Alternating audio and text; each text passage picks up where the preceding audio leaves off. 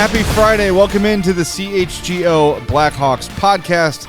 I'm Jay Zawoski with Greg Boyson and Mario Tirabassi. We hope you're having a great day. Friday celebration. Smash that like button for us. Make sure you're subscribed to our YouTube page. Podcasters, leave us a 5-star review on Apple Podcasts or Spotify. And while you're there, you might as well follow or subscribe and download all the podcast apps and follow us on all of those. And that'd be really, really helpful. But a 5-star review goes a really long way, and we would appreciate it. And as I say every now and again, if there's a podcast you enjoy, be it perfect like this one or imperfect like others, give it a 5-star review, because a 4-star review is a 1-star review. Same deal with your Uber or Lyft driver. Just so you know. Yeah, that's true. 5 or just don't say nothing. Yeah, there you go. We got a fun one for you today. I know people love lists. People are big fans of lists, and boy, we've got one for you today. We'll be big fans of lists for the next couple of days. That's right. Yes. We put our heads together and came up with the 10 toughest Blackhawks of all time. And we're not talking about the biggest goons or the best fighters. We're talking about overall toughness. Are some of these guys goons? Yes. Oh, yeah. Are some of these guys not? Also, yes. Greg, you tabulated the results. Why don't you talk our beautiful CHGO Blackhawks audience through the process? Well, we decided it's the off season and ranking. We've been talking all about kind of rankings the last few days, and if you like rankings, just stick around for the next few days. Yep. There's gonna be lots of things ranked in the CHGO world. So we decided to pick tough guys. What we did is all three of us ranked, gave our 1 through 10 list, and I tabulated like a point total. So anybody that got first place vote got 10 points, 9 points for second, third, 8, so-and-so down the list. So I took all three lists and came upon a cumulative score and then took the top 10 from that list. Our lists were similar in the top 3 or 4, and then once we got to like the 7, 8, 9, 10, we got some interesting names on there. So we could also talk at the end of guys we nominated that didn't make the list or where we nominated certain guys. So this is a collaborative effort between the three of us on a very non-scientific formula. Yeah, based on personal opinion. Yeah, that's what lists are, right? Right. Opinions. These are our opinions. So like them if you want to, don't if you don't.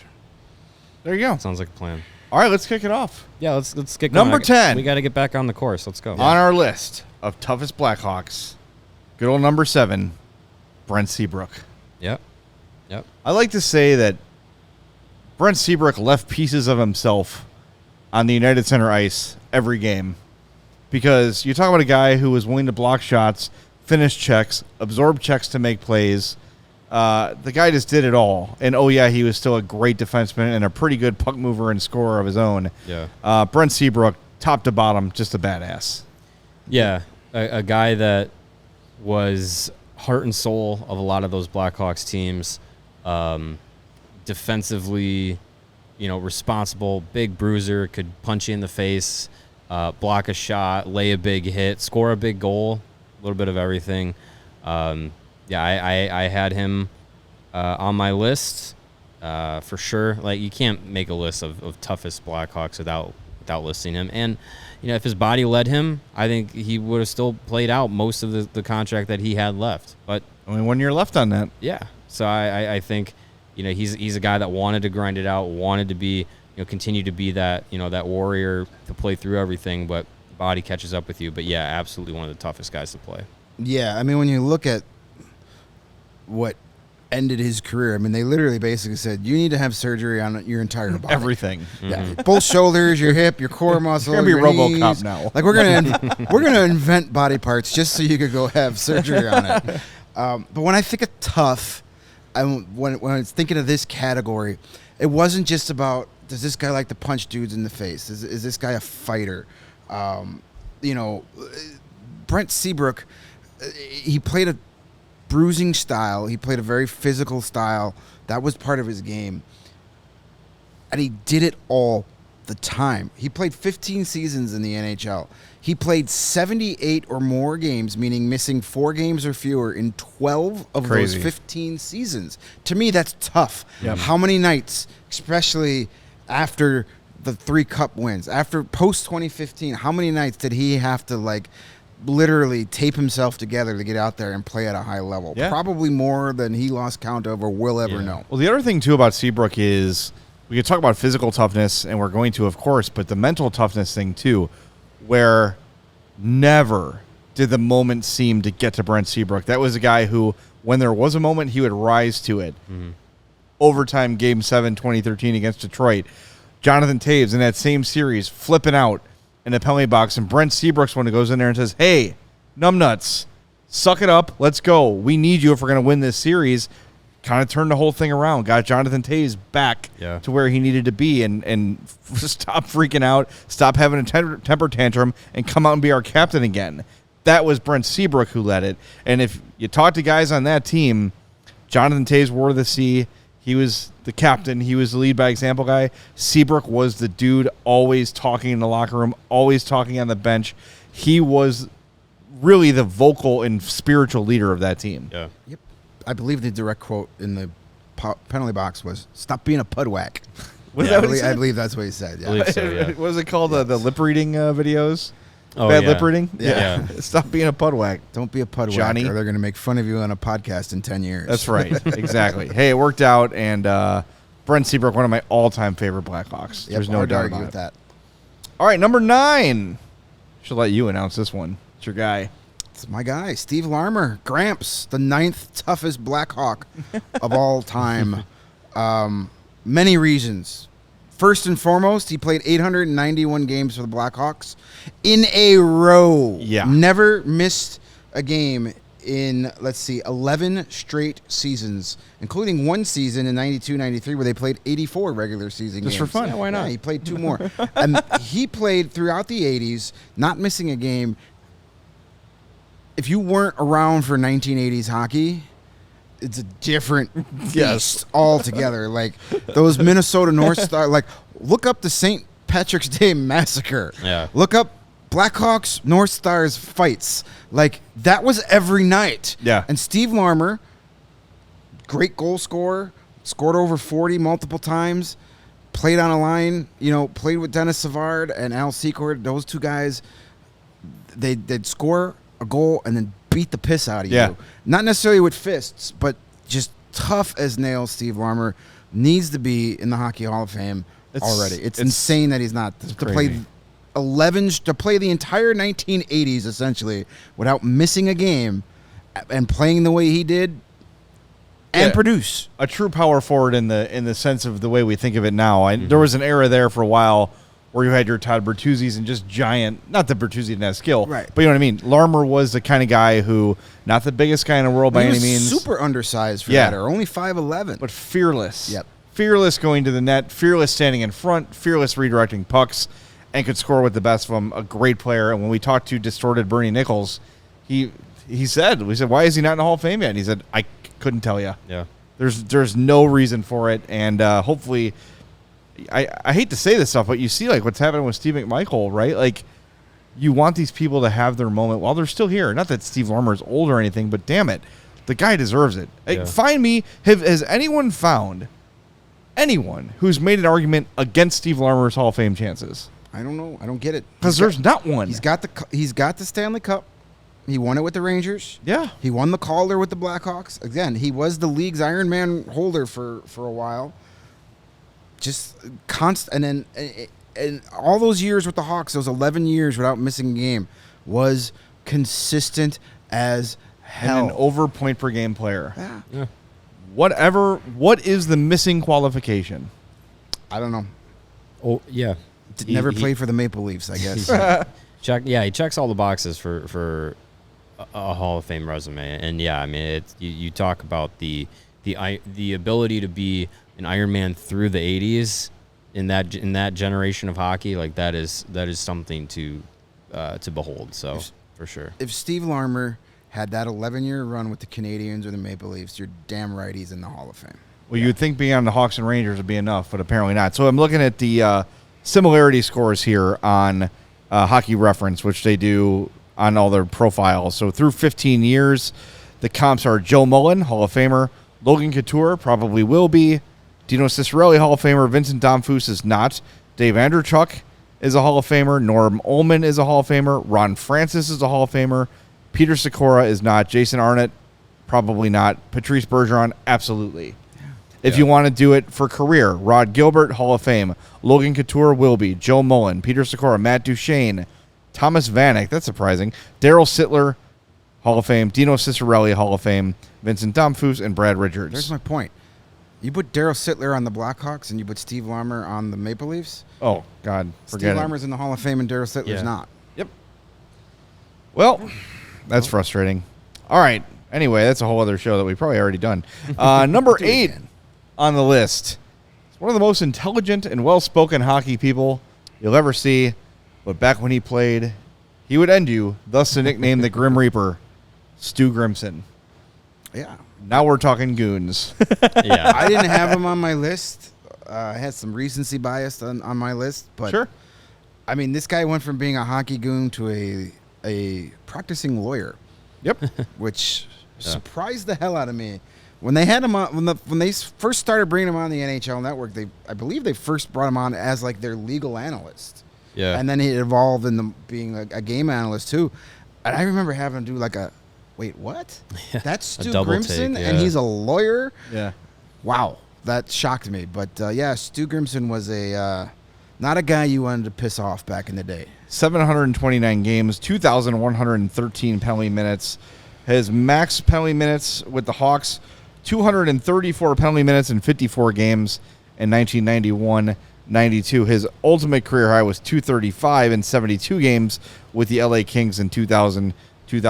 So the rare enforcer and true goon that really had a long hockey career, 729 games. It's a long time to be, playing that physical and playing that kind of role. But yeah, I mean, he was a guy that could do it, could do it well enough to, because sometimes you get guys that go in and are physical and fight, but they're not guys that intimidate. They just go out and do it just because someone has to do it. He's a guy that had that intimidation factor when he was out on the ice, so definitely has to be on this kind of list. I mean, one of the best nicknames in sports. Oh yeah. Oh yeah. The Grim Reaper. 100%. Why do they call him that? They don't call me Grim Reaper for nothing. Right. Watch 2 shifts. Just look at his career line. That's all you need to know. 729 games, 17 goals, 39 points, 2,100. Yep. And never had more than 7 points in a single season. Not my job. Yeah. Someone else's job. Yeah. His career high was 3 goals and 7 points while playing all 82 games for the Carolina Hurricanes in 97-98. All right, well, those numbers pale in comparison to the next guy on our list. Coming in number 7, Mike Peluso. Him of the long hair, of the mullet. He played 3 seasons with Chicago, really basically 2. In 1990-91, 320 penalty minutes in 53 games, 7 points. In 91-92, 63 games with the Hawks, 408 penalty minutes. Still the franchise record for the most penalty minutes in one season. That's hard to do. And no one's even close. No one's beating that ever. He's 1 and 2, isn't he? Yeah. With those 2 so. seasons? Yeah. It's incredible, incredible accomplishment for penalty minutes in a season. It's not even a full season. He did that in 63 games. Yeah. Let's do the math real quick. I'm going to pull out the old trusty calculator. 408 divided by 63. Was that 7? He averaged 6.5 penalty minutes a game. Yeah. It's a major plus a game. Yeah, it's a one fight and a hooking penalty per game. Right. He'd hook a guy, get over here, and start punching him. Yeah, it's like Scorpion in Mortal Kombat. Get over here. Let me pummel you for 5 Look minutes. at this crazy, though. He went to the Ottawa Senators in 92-93 after the Hawks and scored 15 goals while having 318 penalty minutes. Just think of what he could have done if he was only in the box for like 150. And he was a minus 35. Mike Peluso, ladies and gentlemen. That's it. If you never watched Mike Peluso play, now you understand. Yep. Yes. And then his cousin, younger cousin, also Mike Peluso, played a few years later to confuse the living hell out of me. Yeah. Well, this guy, he's not punching as many people. Yeah. All right, number 6 on the list. Number 4 in your program, number 1 in your hearts, Niklas Hjalmarsson. Not a fighter, but a guy who will get, if the puck is moving, he will get in front of it. Mm-hmm. Fearless. Absolutely fearless. And again, not a guy who was huge by any means. Not the kind of guy like you used to see Craig Ludwig with the Dallas Stars with the giant shin pads. Yeah. Just his only job was blocking shots. Niklas Hjalmarsson was a great player that Scotty Bowman, I can say that name, compared to Nicholas Lidstrom. Yeah. It was just a shot blocking machine, a dynamite defender, just a great all around player. Yeah. Yeah, guys that can, do that, have that ability to sacrifice their body night after night after night. It takes a not only a physical toughness but a mental toughness as well to take a slap shot right off your shin. You're hobbling on the ice, puck goes back to the guy that just hit you, and he's winding up again. To be like, all right, here we go again, Yep. and to do it again, and to do it without hesitation. Yeah, Hjalmarsson was that kind of crazy, and he didn't get in a lot of fights, put his body on the line to block shots, and also, for not being the biggest bruising guy, he laid some strong hits, and he played a strong game. So I one of the underrated guys of that cup run is. Of the 2010s was Hjalmarsson, and defensively you always could rely on him, and yeah, just to be able to play the style that he did, the way that he did, for the length that he did, because after he left the Hawks, he still did it in Arizona too. Yeah. And he might be a guy that's going to need some maybe a walking cane when he's 50, but he did it willingly, and he did it to help those Blackhawks teams win those 3 Stanley Cups. And we had a debate yesterday about number 10 being retired or anything like that. I don't know if they'll ever retire number 4, but if they do, it might be for a few players, and Hjalmarsson might be the leading candidate. Yeah. Well, Bobby Orr, too. Bobby Orr. Yeah, well, who's... Seth Jones is going to get it retired. He's going to be amazing. I mean, who had the more illustrious Blackhawks run, Bobby Orr or Niklas Hjalmarsson? It's tough. Bobby Orr didn't do a whole lot of running when he was here. He left his knees in Boston. I love that Tony Bennett song. Yeah, I left my knees in Boston. We had Marion Hossa in the studio. Remember that day? That was a lot of Let's fun. live in that time. And I was able to nervously stumble through a question to Marion Hossa, We all did. staring at his greatness. And I asked him, I said, okay, your name is the first going up into the rafters. Your number is the first of many from that group. We all know Kane, Taves, Keith, Seabrook. They're all going to be there with you one day. But who's the guy that you thought didn't get enough credit during that run? And he didn't even take a second to think about it. Didn't Said hesitate. Niklas Hjalmarsson. Yeah. That's all I need to know. Yeah. A guy who's that respected Yeah, he's goes obviously. right to that name. I always used to joke. Obviously, Hjalmarsson being from Sweden, I used to joke nearly every game. There is no way that he was made at IKEA, because he does not break. He's not pressed sawdust. Yeah. Exactly. And yeah, just maybe one of the most underrated Blackhawks of all time. And you could probably make the argument underrated hockey players of all time. Yeah, he didn't get the due that he deserved because the Blackhawks had so many great, because of Duncan Keith and Brent Seabrook. Those guys got out of glory, and he said, "Screw it, I'm gonna get muck up in the mud and get dirty, and I'm good with that." He didn't want any of that. He didn't want to be the guy. He didn't have to be.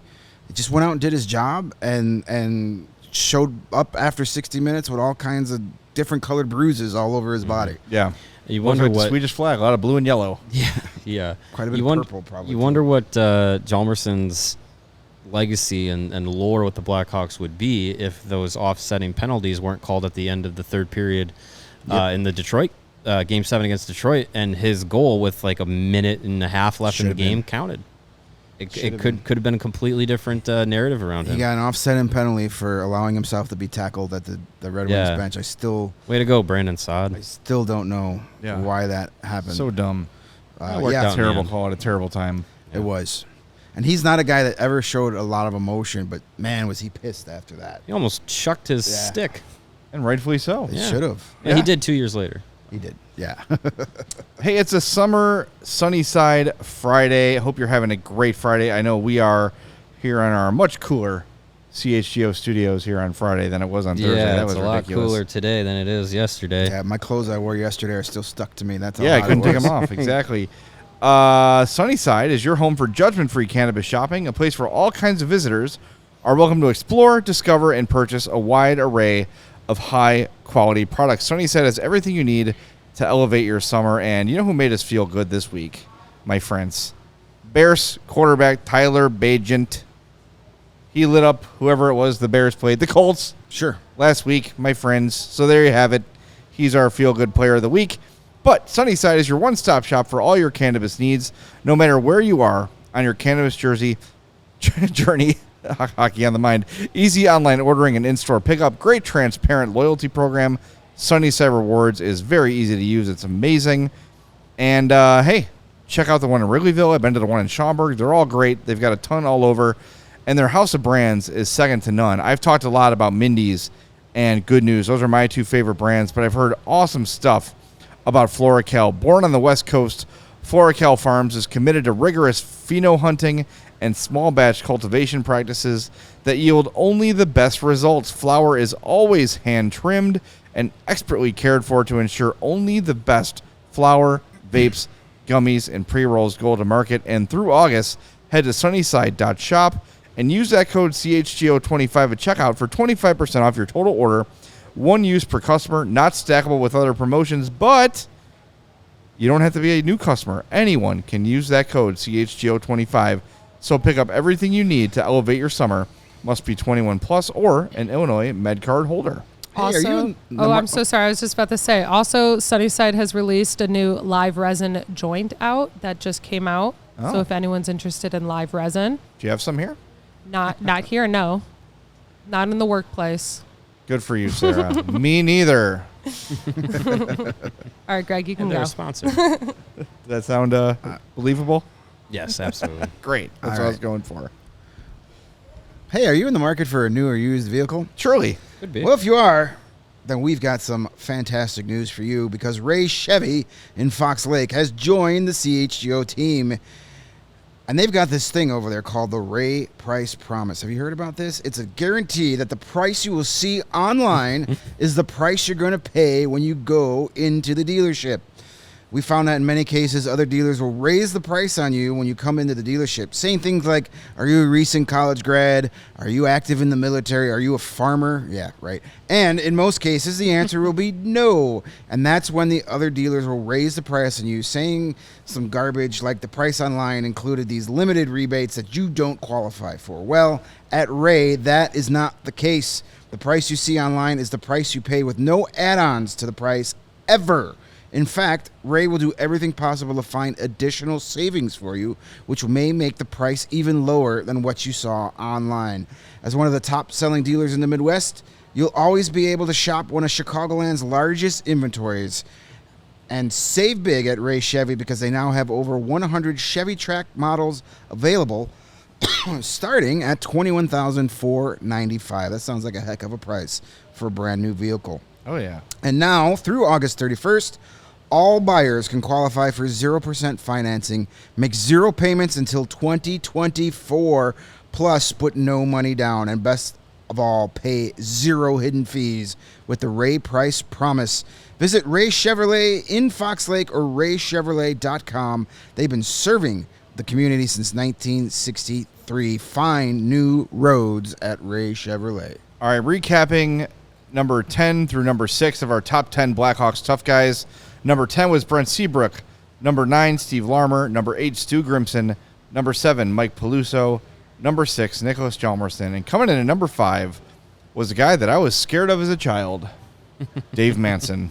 I really had that name. That's a Man. it's a name to invoke some fear. He was a scary-looking dude. Yeah. And I recall this story from Jeremy Roenick's book. I can actually read this little excerpt. You should check it out for yourself. Mike Keenan had determined that Dave Manson was responsible for everything wrong with the Blackhawks. Manson had his skates unlaced and his jersey off when Keenan began unloading on him with this verbal barrage. Manson snapped. He stood, yanked off his shoulder pads, and flung them across the locker room, just missing Keenan as he ducked out of the way. That was merely the first salvo of Manson's attack. As the pads were launched, Manson began running, in his skates, directly at Keenan. Keenan fled out the door with Manson on his tail. We all scurried to the door to witness the outcome. You can imagine how effing comical it was to see Keenan sprinting down a hallway in the bowels of the Chicago Stadium with Manson in determined pursuit.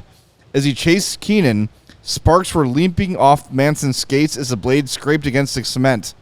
If Manson hadn't lost his balance while trying to run on skates, he might have pummeled Keenan. There you go. That's amazing. Dave Manson, man, he played for a long time, a lot of different teams, and could score some goals every once in a while. Not a bad player. He had a couple of seasons of of 15 goals. He had as a cannon. defenseman. Yeah. Shot. And he was involved in some pretty big trades in Blackhawk history. He had 2 stints with the Hawks. He was traded to Edmonton for a guy named Steve Smith, who turned out to be pretty good for the Hawks. Steve. Yeah. Damn it. That was a good you didn't put him on the list? There's a couple I left off as we're doing the show. Yeah. We'll fix our mistakes at the end. Then he was reacquired from the Montreal Canadiens 7 years later in part of the Jocelyn Thibault trade. Yep. Nice. And then eventually, 2 years after that, sent to the Dallas Stars in a trade that got the Blackhawks Kevin Dean and Derek Plant, who are now both on the coaching staff. How about that? I love things like that. Yeah, Those are my favorite. Fun little nuggets. But Dave Manson, you may know his son Josh of the Avalanche. Not the same type of player. Not that Josh isn't a tough guy. He's still pretty tough. Josh is a tough guy, but his way. dad was a psychopath. Yes. There's a difference. In a good way. I mean that as a term of endearment. Dave Manson was a monster on the ice. So 86 through 91. This is his first stint with the Hawks. 146, 185, 352, 301, 191. Those are the penalty minutes for Dave Manson as a Blackhawk. 352. Definitely earned his spot on this list. Absolutely. Yeah. And just a scary looking dude. Yeah. Just had that look in his eye. In hockey, part of the intimidation is the look. Yeah, he definitely would have been a guy that if he decided to become an actor instead of a hockey player, he would have been like one of the guys at Leatherface's house in the Texas Chainsaw Massacre. He would have been dinner table. Yeah, he would have been one of those dudes. I hate that scene. Oh my god, so creepy. Yikes! All right, number 4 on our list of toughest Blackhawks. This guy was a hell of a player too. Al Secord. Yep. 766 NHL games, 2,093 penalty minutes, but 273 goals, including a 54-goal season for the Hawks in 82-83. You could argue that Al Secord is the best player on this list. Yeah. You could argue. You could have an argument about that, yeah. You'd probably be wrong, but you could definitely argue it. All right, Larmer is probably better. Yeah, but they were line mates for a long time. I mean, Yeah, they were. What was that? The party line? Was that the party line or the Clyde? No, it was the party line. Clydesdale line was a different line. Yeah. I wonder how those guys got that nickname. Anyway, I mean, back-to-back seasons for the Hawks in 82 and then again in 88, 44 and 54 goals. I mean, scored 99 goals in 2 seasons. While putting up triple-digit penalty minutes. Yeah, the year he scored 44 goals, 303 penalty minutes. That's crazy. And a lot of that was because he was literally Dennis Savard's personal bodyguard. Protector. If you and put up 40 points or 40 goals. So, like, imagine if he was on the ice for another 308 minutes that season, he probably would have had 60 goals. Yeah. It's amazing to think about that. He's a commercial airline pilot. Yeah? I don't know if he still is, but he was for a while. Yeah, United, I believe. Like a long time airline pilot. Yeah, I mean, for years, anytime I was flying, I'd always check in the cockpit when you get on the plane to say, is Al Secord in there? I'd have been like, this is so cool. Al Secord's flying me somewhere. Yeah. But I have yet to see him. But, all right, number 3, one of the first Blackhawk on the list, the only Blackhawk on the list to have his number retired so far. For now. Number 3 comes in at number 3, Keith Magnuson. Fitting. Yeah. I mean, he's one of those guys from that past era, that 60s, 70s era that was just like, again, heart and soul of a Blackhawks team, not because he was the best player, not because he was the most skilled, the highest goal scorer, but because he was the guy that just had everybody on the same page and was a guy that was going to go out there and stand up for all of his teammates. And you see all the highlight packages of him that the Blackhawks put out there, the warm-up videos and all this, the hype videos and all this stuff. Every time you see Keith Magnuson, number 3, his jersey's halfway teared off, his face is all bloody, and he's punching somebody in the face. Like, I remember going to a couple of my first Blackhawks games with my dad and stuff, and then he would always point out, like, oh yeah, there's Magnuson. He was always fighting. It's just one of those guys that I made sure to put on my list because not only of the history of him being a tough guy, but because of how well he did it in that era. Yeah, he was a consummate teammate. Everybody loved him, but he also had a personality that people gravitated to. People loved him. Yep. And for a guy to have his number retired by a team that he only scored 14 goals for, that tells you something. I don't know how good of a defenseman he was. He played before I was born. He retired when I was 1 year old. My dad and my parents were season ticket holders through much of the 70s. That was one of my dad's favorite players. Everybody loves him. He was in the off season. He worked for Coca-Cola. Coca-Cola would just send him to events because they know people would want to go because Keith Magnuson's there. Yeah. And there's a lot of great stories out there about Keith Magnuson. There's one that I was told from somebody who was around at the time where he left a Christmas party, had a few pops at a Christmas party, left the Christmas party from the city, and by the time he got to the Deerfield Toll Plaza, he was wearing only the necktie. Everything else was gone. Different time, my friend. It was. But yeah, he's a Blackhawks legend for a reason, and it's got to do with the fighting and protecting your teammates, but just tough guy on the ice and big teddy bear off the ice. Yeah. Should be noted, too, he is the founder of the Blackhawks Alumni Association. Yep. And they provide high school scholarships and take care of other alumni. Yeah. For those former Hawks that fall in hard times or whatever, the Alumni Association is there to pick them I up. believe it was him and Good. Cliff Coral were the two that Yeah. started that. I actually have a quote from my book here from Cliff Coral. It says, what I think Maggie would most want to be known for is the Blackhawks Alumni Association, which is the greatest lasting legacy with the team. Not all players were fortunate enough to have college degrees like we did, so our motto back then was players helping players. He gave everything he had, every minute of the day, to the logo, to the cause, to the players, to his friends, to his teammates. This is Dale Talon. There was nothing he wouldn't do for them, nothing. I've never heard him say no to anybody. He was just so generous with his time, almost to a fault. So there you go. Keith Magnuson, former Hawks captain, truly the embodiment of when Chicago people talk about what it means to be a Blackhawk. He's one of them. Yeah. Yep. Gone Absolutely. way too soon. And I think number 2 on this list would qualify as that as well. Yep. Just including his transition to the actual logo, Chris Chelios, who is every day that goes by looks more and more like the logo. He's number 2 on our list of toughest Blackhawks, and anyone that watched him play knows exactly why. You will see Chris Chelios anywhere because he's been cloned. It's striking how small he is. Yeah, he's not a big dude. Like, how did that guy play that game? The way he played, it's unbelievable. Because he was a freaking badass. Yeah. Like, you'd think for a guy who was a 3-time Norris Trophy winner, maybe the best American-born player until Patrick Kane was born. Yeah. Right? For all the accomplishments he's had, for his wonderful, super long career, he played 10 years with Detroit after the Hawks said he was too old to play for the Hawks. Yeah. I mean, Played 26 NHL seasons. 26 seasons. 26. And was not like a total complete waste of space at the end. Like No. his career could rent a car. That's insane. Exactly. It's true. But Yeah. he was just, I mean, not only was he a shutdown stud defenseman, there were years where he led the Hawks in scoring, probably led them in penalty minutes several He's times. the franchise leader in penalty minutes. And if you got in his face or anyone's face, he was the first guy there. And there's very few people, when Chelly would drop the gloves, that I would pick in a fight over Chelios. Because when he engaged, look out. Yeah.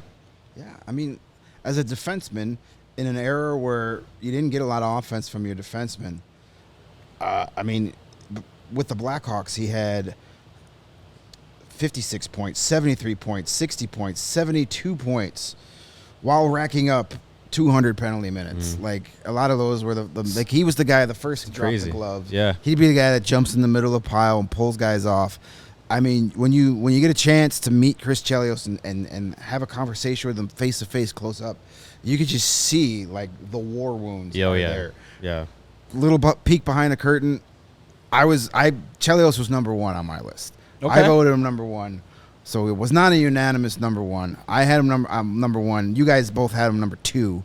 But to me, he was the toughest guy in Blackhawks history for what he did with the Hawks, how long he played here, and then just when you throw in 26 years at a high level. Yeah.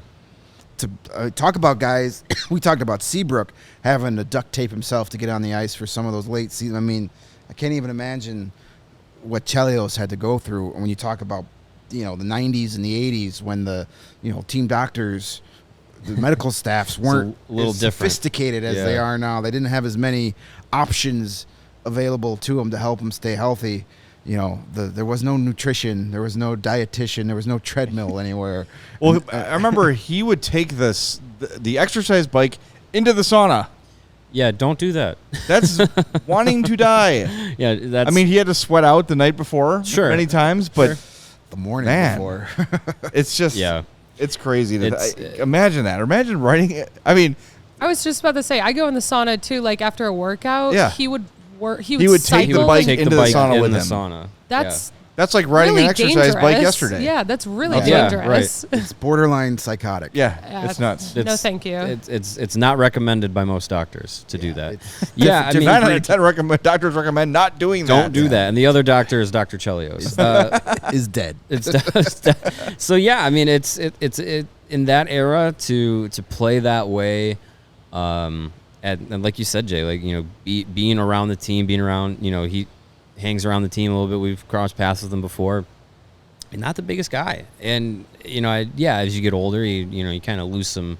Yeah, he probably played lose bigger. some muscle mass or whatever. Yeah. But he's a guy who still definitely is working out and taking care of himself. But you go back to that mental toughness to willingly play that way, because he could have been a guy that only focused on focused on skills and let the other guys on the team focus on the physicality, but he did both. Yep. And he did it at such a high level, and it's something that if those, like the numbers you were putting up, like 50 points, 60 points, 70 points as a defenseman in today's game, you're like, wow, that's pretty good. And in that age where that wasn't the role of the defenseman, Yeah, absolutely not. to then do that and also be one of the, if not the toughest guy on your roster, it's incredible. It shows you how many great defensemen played during his career. The fact that he only won 3 Norris trophies. Really. He should have won a lot I mean, more. he played He won in- with Montreal and he won 2 at the Hawks. But, those late 80s, you had guys like Paul Coffey, Ray Bourque was around. Yeah. And then in the 90s and 2000s, his teammate Niklas Lindstrom, they were just handing him the award every year, Right, rightfully so. Yeah, seriously. But it's shocking that he only won 3 Norris trophies. Yeah. And I look forward to seeing Chris at the Pearl Jam shows in a few days. We gotta get him in here one day. We do. Yeah. I would love to just have him tell stories. I Chris, think- your thoughts? Yeah. I think there's we should press that button a couple times. Yeah. Still bothers me, and I know I would say, like, as a Hawks fan, the Roenick trade broke my heart the most because that was my guy back then. But Chelly hurt more to the me. more time that goes by, it's like sinful that he did not finish his career as a Hawk. A Chicago kid, all that stuff. Would like, he have finished his career in the same timeline? yeah, I playing mean, yeah, till he never should have 2010? left. Yeah, because he finished with the Wolves. Yeah. But he never should have left the Blackhawks. Yeah. And who knows if he would have played as long had he stayed. Maybe they would have given him one more contract and he would have retired. So maybe ultimately for him, those 10 extra years. It's crazy to think he played longer in Detroit than he did in Chicago. Yeah. That is unbelievable. Yeah. And it's shameful. It's shameful. I'm sorry. Like, say what we yeah, want about letting Kane go and Taves go. Like, whatever. But neither of those guys have 10 years. Maybe Kane does. Still. I don't know. But- we'll see how that hip is. But Yeah. I would agree if you could have the hindsight of, like, you're gonna get another 5, 6, 7 quality years out of him, and a couple decent seasons after that into his 40s in the NHL, why not keep him around? Yeah. All right. 2005. One amazing stat before we wrap up with our guy Chris. 2005, 2006 with the Red Wings. He played 81 games at age 44, and then played 4 more seasons after that. It's wild. It's insane. I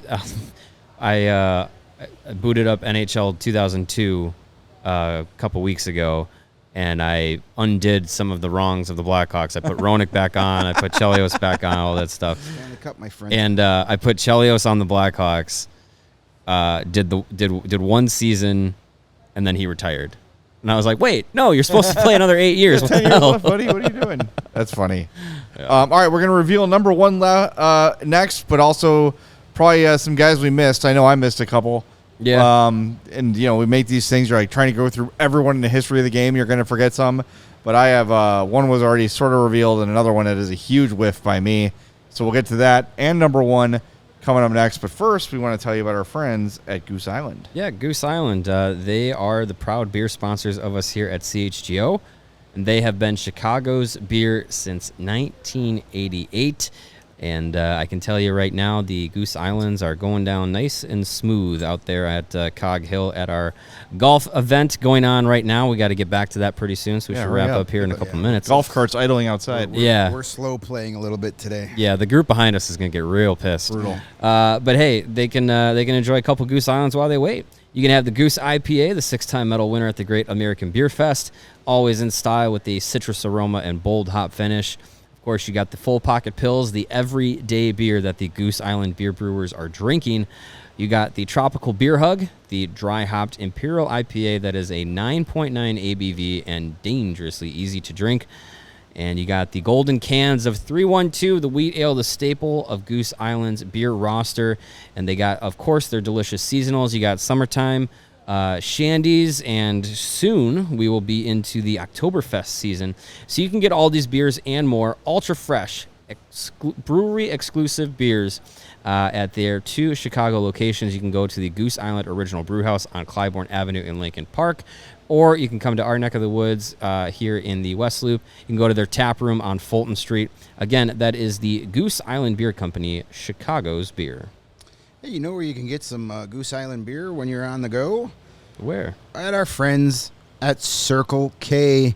We are very excited to be partnering with Circle K here at CHGO. Check out your local Circle K for the best coffee, beer, including Goose Island, and snack selection along with your premium gas for your automobile that you hopefully bought from Ray Chevy. Look out for freebies and giveaways down the road. Don't forget, you go to Circle K, you're going to get your favorite road trip snacks. You're going to get your pops, your real pops, maybe your adult pops, whatever you want. You're going to get great deals, and they've got locations all over the Chicagoland area, so make sure you stop in at Circle K. Thanks to Circle K for sponsoring CHGO. Visit the nearest Circle K to pick up all your favorite finds. Do that. All right, should we do our regrets first, or should we do our number one first? Let's do the number one, and then we can go, I'm an idiot, why?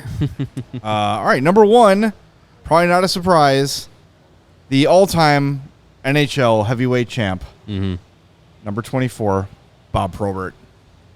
That was my number one. I kind of started backwards. Yeah. I plugged in number one and went from there, and the best fighter, the most feared fighter, also a really good hockey player. Bob Probert could play. He could score. Bob Probert was a way better hockey player than he gets credit for. Yeah, another guy that had a memorable career with a lot of time split between Chicago and Detroit. But, yeah, I mean, you talk about some of the toughest players, not only to play for the Blackhawks, but just in the NHL in general.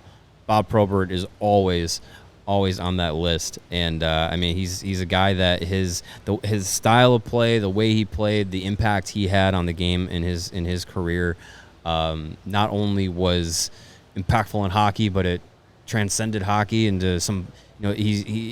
When you can transcend out of hockey into pop culture, you have something special. And Bob Probert, for the way he played, for the style that he played, he was able to have that kind of impact. I mean, you talk about Bob Probert to people who are casual hockey fans. They've heard of him because of being one of the toughest, if not the toughest guy that's ever gone through the league.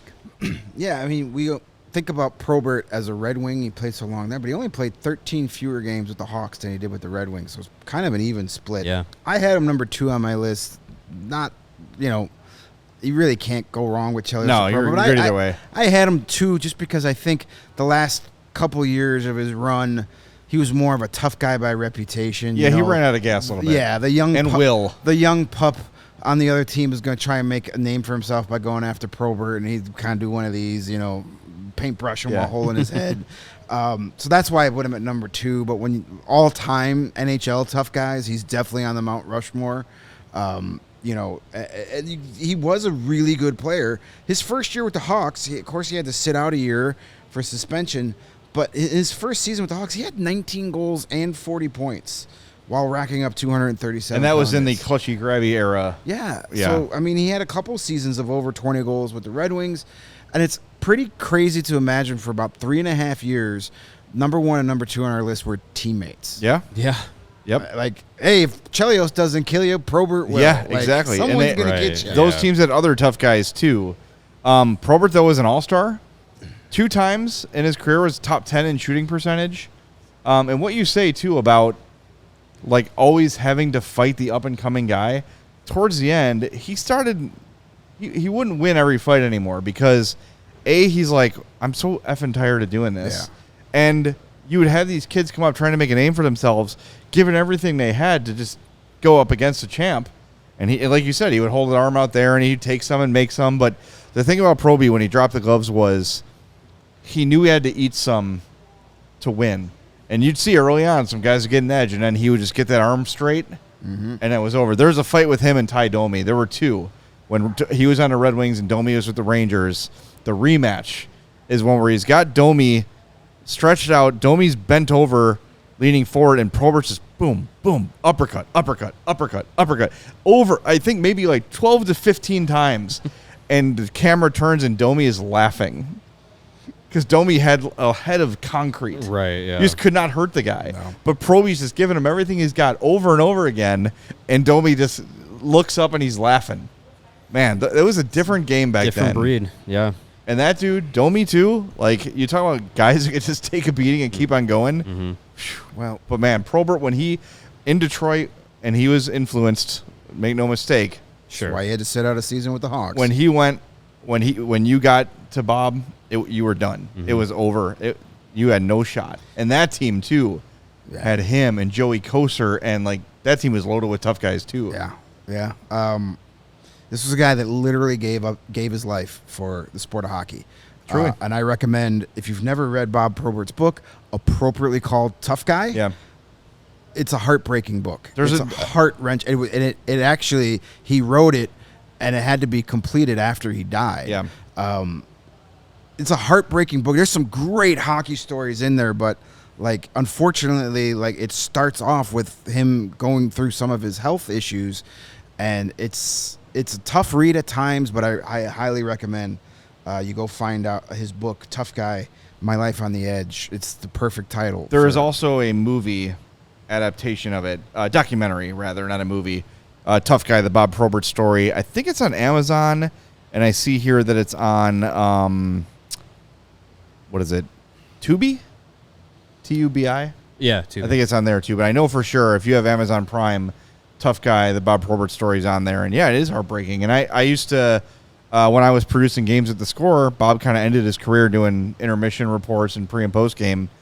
And to start, he was great. He was bringing his kids with him, and it's a great time. And then kids stopped showing up, and then Bob would be late, and then Bob would come in like covered in sweat. And it was the first time in my career that I got to see one of my heroes like really the dark side of that. I mean, I knew you hear the stories, but like to witness it, that was really hard. That was for a kid from the suburbs, I didn't get to see that kind of stuff very often, and to witness it from a guy I respected and cheered for, that's the first Hawks jersey I bought with my own money was Bob Probert. So for me to watch that was tough. My favorite Bob Probert story that I witnessed, it was probably at the tail end of his career. It was probably when he was doing stuff with the Score. Was at a game, and this story is actually more funny now based on who's the center of it. They had like a live interview with him right after the period in the like arena. Hey Bob, tell us what you thought about that game. And the first thing he says, it goes, that Luke Richardson is a female reproductive organ. It's a good thing I'm not out there. And he says this on like PA at the United Center. I don't think they ever did that segment again, but it's kind of funny that it turned out to be now the head coach of the Blackhawks. I remember that. That's right. He did do that. Man, that's funny. It was probably the last time they put him on a live mic. Probably a good idea. in the PA system. Until they paid him to do it. Yeah. Yeah. Anyway, all right, who are our misses? I didn't have Seabrook on my list. That was a major fail for me. Okay. I admit that. The two guys I had on here that didn't make the top 10, again, recency bias. Jake McCabe, I had him on the list. Yeah. I mean, what we saw him with, spinal surgery, and he's out there. And then I also put Jared Tenorti on the list because that dude is tough as they get. Fighting with a reconstructed face. Yeah, I had McCabe at 8 and Jared Tenorti at 10. Probably should have left one of those guys off for Brent Seabrook. Go ahead. I had a problem when I was in high school of misunderstanding assignments sometimes. And I haven't outgrown it completely. I misunderstood a little bit of the assignment and was focused a little bit more on guys that were more punchy than physically tough. I did still have guys like Chelios and Secord and Seabrook on there as well. But I did have John Scott and Brandon Bolig in place of Niklas Hjalmarsson. And I think rethinking it and maybe rereading the instructions, I would definitely have Hjalmarsson on my personal list. That's the big miss for me. I mentioned Steve Smith. That's a guy who didn't fight often, but when he did, he never lost. And Glenn Hall. Yeah. Yeah. 502 consecutive games As in a goal. goaltender. Sans helmet. And Yeah. played every second of those games. Yes. There was never a game where he gave up 4 in the first period and they pulled him. He played every second of those. It's an easy 500 paycheck being Glenn Hall's backup. Yeah.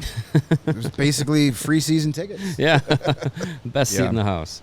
That to me is a big miss because I think had I considered goalies, Glenn Hall would be Yeah. That is Probably top 3, I mean, 4. that's how many times you think he's playing through an injury, you know?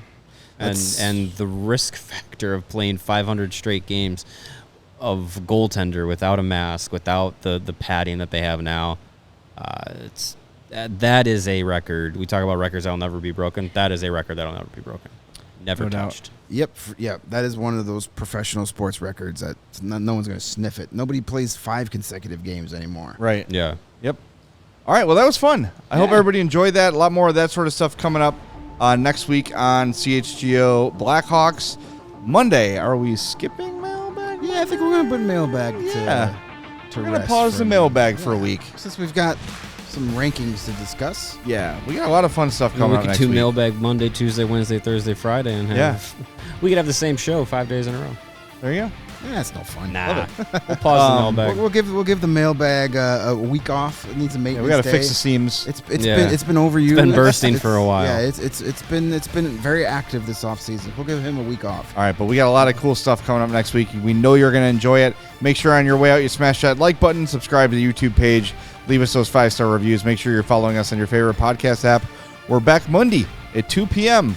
Thanks, Sarah, for running the show All right, let's get back to the course. on the CHGO Blackhawks Podcast.